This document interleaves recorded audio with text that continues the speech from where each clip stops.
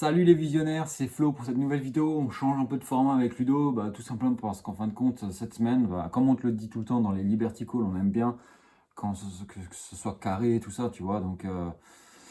On se tenait jusqu'à présent à mettre de la régularité dans les Liberty Calls. C'est un appel pour toi qui nous rejoins aujourd'hui, si tu comprends pas trop. C'est un appel stratégique qu'on a, Ludovic et moi, par rapport à nos projets, moi dans l'immobilier et lui dans le web marketing.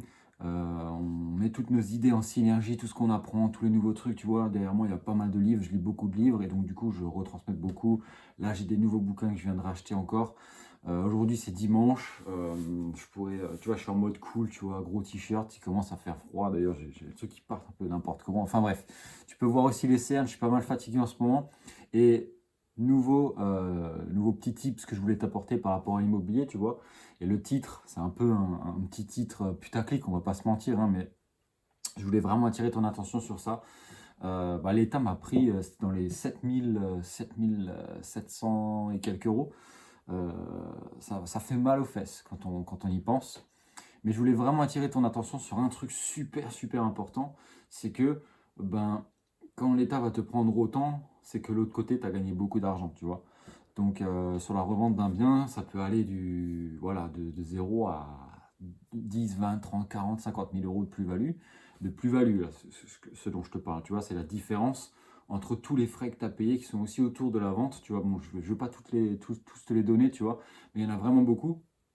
C'est-à-dire que ça peut être des frais, tu vois, comme par exemple les frais de notaire, les frais d'agence immobilière aussi, que tu pourras gonfler ton prix, auquel tu auras en réalité vraiment payé le bien et tous les accessoires, un peu tout ce qu'il y a autour qui ont permis la vente, tout ça tu pourras les intégrer, tu vois.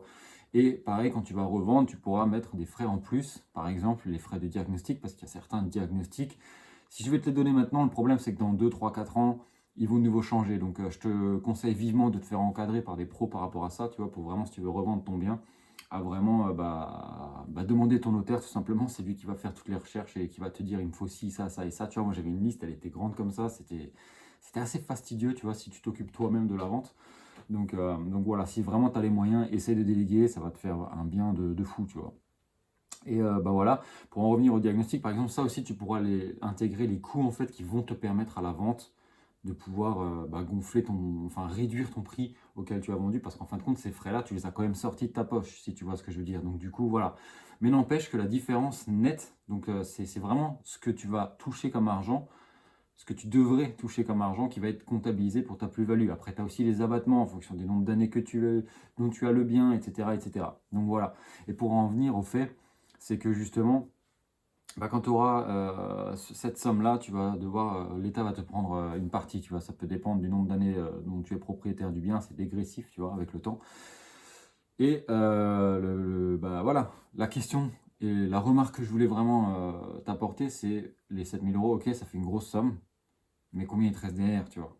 Moi, je ne sais plus combien il me reste exactement, mais il faudrait que je regarde les papiers. J'ai un tas de papiers ici, si tu voyais, laisse tomber. Mais bon, bref, juste pour que tu aies l'idée, vaut mieux avoir 50% de 100 euros, par exemple, que 0% de 1 million, tu vois. Si tu comprends l'idée, tu vois où je veux en venir. Donc du coup, là où je voulais vraiment attirer ton attention, c'est vraiment si aujourd'hui tu n'as pas vraiment d'idée en général de business ou de comment investir, si maintenant aujourd'hui on va dire que tu vas investir dans l'immobilier, mais que tu es en CDD, que tu es intérimaire et que tu n'as pas forcément les fonds, tu n'as pas peut-être un apport personnel, mais par contre si tu as beaucoup de connaissances, tu vois, tu pourras les rémunérer comme ça en fin de compte, en t'associant à quelqu'un qui lui n'a pas forcément le temps, n'a pas forcément l'envie de se lancer dans des projets comme ça, mais qui lui a l'argent et qui a la bonne situation par exemple, mais qui ne veut pas s'embrouiller avec tout ça.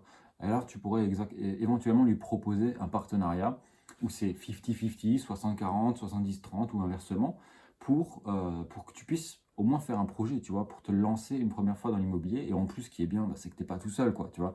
Tu as tes garanties à toi et les garanties à lui. Surtout, c'est ces garanties à lui qui vont être plutôt pas mal. Pourquoi? Parce qu'en fin de compte, vous allez vous pousser en hauteur l'un l'autre. Donc toi, tu auras tes connaissances, lui aura l'argent et les fonds. Donc du coup, ça peut être un bon équilibre et un bon premier projet si actuellement, tu n'es pas en CDI, si tu n'as pas trop d'apport, si voilà, les fonds de caisse sont un peu vides, tu vois. Et c'est des techniques que j'aime bien utiliser aussi, tu vois. Moi, je fais certains projets, je suis plus tout seul. Et c'est vraiment la force des autres. Mais là où je voulais vraiment en venir, c'est que, pose-toi la question, il y a beaucoup de gens, beaucoup de gens qui lui disent ah mais tu sais, si j'investis dans l'immobilier, l'État va me prendre une grande partie, est-ce que ça vaut vraiment le coup, etc., etc. Alors je suis d'accord que si maintenant tu investis dans l'immobilier et que effectivement tu es en cash flow négatif, là ça vaut pas le coup. Parce que tu vas perdre de l'argent, tu vas devoir en mettre sur la table et ça vaut pas trop le coup. Après, à en discuter dans le secteur dans lequel où tu achètes par rapport au prix de revente, à la plus-value que tu peux engendrer sur le long terme, mais dans l'instant T, tu ne t'enrichiras pas. Tu vas juste t'appauvrir tous les mois de 300 euros en plus, par exemple, etc., etc., tous les mois, sans compter l'état de l'appartement que tu vas récupérer une fois que le locataire aura tout dégommé si tu n'as pas de chance, comme moi. Voilà, tu vois, je te parle d'expérience, tu vois, les vendeurs de rêves sur Internet, ils te disent oui, tu vois bien se passer, etc., mais c'est pas vrai, tu vois.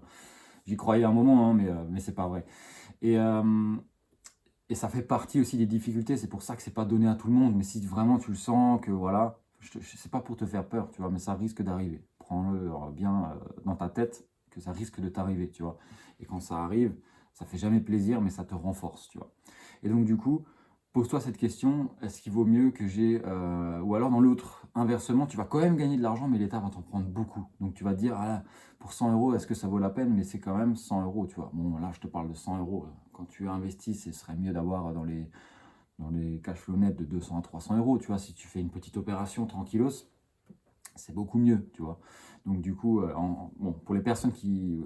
Ça vient de me venir à l'esprit, pour les personnes qui ne savent pas ce que c'est le cash flow, c'est un flux de trésorerie. Donc ça veut dire que le cash flow négatif, c'est l'argent qui va sortir de ta poche et ben, tu es dans le négatif en fait par rapport à ce que tu gagnes ou ce que tu devrais gagner. Un cash flow positif, c'est une fois que tu as payé toutes tes charges, toutes tes dettes, les crédits, etc. mensuels, je parle. Les charges, taxes foncières, charges de copropriété, charges qui sont peut-être à côté, des petits trucs en plus que tu as peut-être dans certaines copros et pas dans d'autres.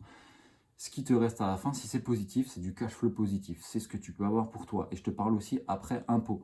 Il y a beaucoup de gens qui négligent ce facteur, mais c'est après impôt. Donc du coup, si tu peux faire des travaux pour économiser un peu d'argent, enfin surtout beaucoup d'impôts, l'argent tu vas pas en économiser, tu vas l'investir intelligemment pour éviter de payer des impôts par après, tu vois. Donc du coup là, ça peut être super intéressant de faire une opération parce qu'en fin de compte, tous les mois, ça te ramène de l'argent dans la poche et en plus ton bien, bah, il se paye. Donc c'est magique, c'est pour ça que j'aime bien l'immobilier, tu vois. Donc moi, ce que je te conseille vraiment, c'est de prendre ton temps et réfléchir sur l'aspect de c'est mieux d'avoir 50% de, je sais pas, un bien immobilier à 100 000 euros ou alors 50% ou 0% de 1 million, tu vois. Donc pose-toi les bonnes questions et vraiment réfléchis-y de la meilleure manière qui soit. Et bah, je t'ai fait cette vidéo dans l'optique de justement pour pouvoir te remettre en question parce que je sais qu'il y a beaucoup de gens qui se privent d'investir dans l'immobilier et qui se disent que l'État va trop leur prendre, que si et ça, ok, moi l'État m'a pris 7 750 euros et je te parle pas de mes revenus du boulot, tu vois, de mes revenus actifs, tu vois. Là, c'est juste sur la plus-value de cet appart. Donc voilà, tu vois, par exemple, ça va peut-être t'effrayer, le titre, tu vas cliquer dessus, tu vas te dire, waouh, mais qu'est-ce qui s'est passé pour qu'il paye autant d'impôts? Bah, c'est juste que de l'autre côté, quand tu payes beaucoup d'impôts, tu gagnes beaucoup d'argent. Après, bon, il y a peut-être des techniques, tu vois, j'aurais vu que c'est mon premier appartement que je vends, j'aurais peut-être pu utiliser une technique qui consiste à en fait prendre cet argent et l'injecter dans l'achat d'une résidence principale, par exemple, etc.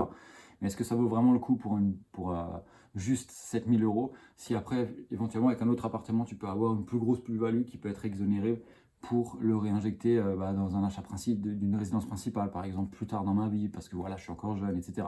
J'ai vraiment pesé le pour et le contre et j'ai dit non, je refuse ça. Parce qu'en fait, il y a une loi, je ne sais pas si tu es au courant, que si vraiment tu as une résidence secondaire dans laquelle tu n'habites pas, qui était du locatif ou voilà, tu peux prendre l'argent là et juste une fois, hein, tu peux le prendre et ne pas payer de plus-value à condition que dans les 24 prochains mois, je crois que c'est un truc comme ça, les pros, corrigez-moi si je dis un truc faux, mais tu peux reprendre cet argent et le réinvestir sans payer d'impôts parce que l'État aime bien quand tu investis l'argent pour ta résidence principale, etc. Tu vois, donc du coup, ça fait taxe foncière pour l'État, donc forcément, c'est un plus pour lui. Donc voilà, si tu prends une somme d'un plus petit appartement, que tu achètes un plus grand, forcément, il y aura plus de taxes foncières. Je n'ai pas besoin de te faire de dessin, l'État va s'engraisser encore plus. Donc voilà, c'est pour ça qu'il fait une faveur, mais derrière, il va te le reprendre, donc t'inquiète pas. Mais voilà, l'idée c'est là, partir petit pour acheter plus gros, mais si le petit est trop petit, et que tu pourrais faire un peu plus grand que le petit, je ne sais pas si tu comprends ce que je dis, hein, mais voilà, on est dimanche, je cherche pas, c'est la fatigue. Mais voilà, pour le réinvestir dans le plus grand en fait. Aux États-Unis, ils ont ça, ils peuvent le faire systématiquement. Donc du coup, ça devient vite plus gros, tu vois, parce que si tu enchaînes 2-3 opérations, il suffit que la banque te dise oui une fois, et ensuite tu peux continuer comme ça à l'infini tant que tu peux te le permettre, quoi. Et voilà. Donc j'espère que cette vidéo t'aura plu. Ça fait déjà un petit moment que je pensais à te la faire, tu vois. Et voilà, là c'était l'occasion. Le week-end dernier, je l'ai vendu l'appart. Donc si j'étais encore chaud, je me suis dit, putain, j'ai payé une grosse bonne, un beau impôt sur la plus-value. Et ça fait chier. Mais de l'autre côté, j'ai quand même gagné de l'argent. Donc je vais pas m'en plaindre, hein, loin de là. Et je t'invite à réfléchir de cette manière. Vaut mieux avoir 50% de 100 euros que 0% d'un million, on est d'accord. Donc voilà, je te laisse te faire ton propre avis. Donne-moi dans les commentaires ton avis par rapport à ça. Si toi, tu as d'autres insights comme ça à partager éventuellement sur la même vision des choses, c'est avec plaisir que je te lirai en bas dans les commentaires et que je te répondrai. Dans la description, n'oublie pas, tu as toujours les liens où tu peux bénéficier de... j'ai une vidéo comme ça, comme là, je suis en train de te parler à la tranquillos, on est à la maison, on est en famille, on est au calme, où je te donne des conseils au niveau... tu dois te dire, le gars, il n'est pas en costard, il ne sait pas de quoi il parle, mais ouais, je te laisse te faire ton avis, va regarder la vidéo en bas, il n'y a pas de souci. Je te parle de dossier bancaire, comment, et c'est le nerf de la guerre, parce que si tu n'as pas d'argent, tu peux rien faire en fait, hein. Donc voilà. Je te donne tous mes tips pour monter un dossier bancaire et le lien sera mis à jour au fur et à mesure du temps que j'acquiers de l'expérience, tu vois, parce que voilà, j'ai quelques biens, mais voilà, je suis pas Gilles Grimm qui est une centaine de biens encore pour le moment, j'ai pas son expérience, c'est aussi simple que ça. Donc du coup, plus mon expérience grandira et plus je le mettrai dans la description et ce sera mis à jour automatiquement. Donc voilà, je t'invite à regarder continuellement dans la description pour voir si ça change. Et il suffit juste de mettre ton mail dans l'espace mail et je te l'envoie directement, ça part dans ta boîte mail. Et tu auras accès donc vidéo et une liste PDF que tu peux emmener n'importe où pour pouvoir fournir tous les documents qui vont faire que le point de vue du banquier va changer parce que voilà, tu as un dossier béton quand tu viens, tu sais de quoi tu parles et tu sais comment que ça fonctionne. Tout ça, c'est dans la description. Il y a d'autres liens si tu t'intéresses aussi au web marketing par rapport au contenu de Ludo par exemple.